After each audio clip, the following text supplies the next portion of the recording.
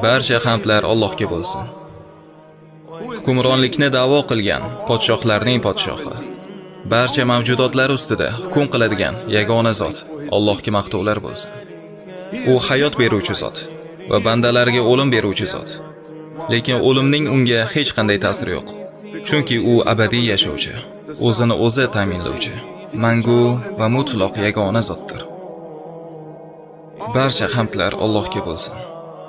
Barcha narsalar ustida hukmronligi bo'lgan va aslida esa uning iznisiz hech qanday kuch, hech qanday quvvat va hech qanday ta'sir unga foyda va zarar bera olmaydigan Allohga maqtovlar bo'lsin.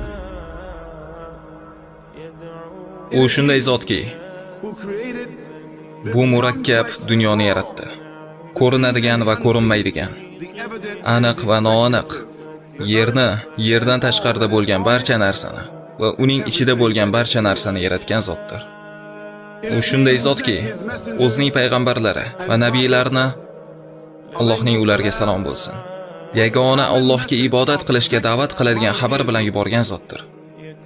Bu anglatadiki, bizning ibodat qilishimizga undan o'zga hech kim loyiq emasligini, bo'ysunishimizga undan o'zga hech kim loyiq emasligini, faqatgina qudratli, yagona, mutlaq va sherigi bo'lmagan zot loyiq ekanligini anglatadi. Biz bilamizki, payg'ambarlar yuborilgan yerlarga olib kelingan avvalgi vahiylar o'zgarib ketgan.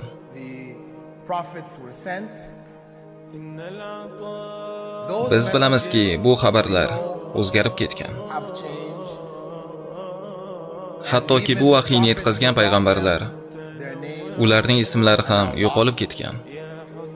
Biz shunchaki umumiy bilamizki, Alloh taolo Qur'onda aytgani uchun: وَلَقَدْ بَعَثْنَا فِي كُلِّ أُمَّةٍ رَسُولًا أَنِ اعْبُدُوا اللَّهَ وَاجْتَنِبُوا الطَّاغُوتَ.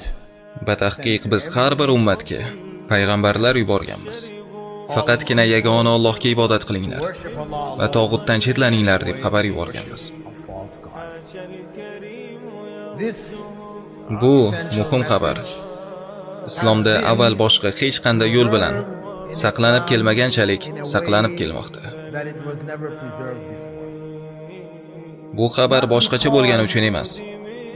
Chunki bu xabar hammaga bir xil yuborilgan. Lekin aslida muhim narsa shunda ediki, Muhammad sallallohu alayhi va sallamdan keyin boshqa payg'ambar kelmasligi.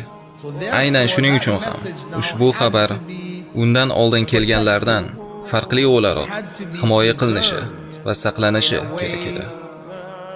None of the earlier messages were preserved.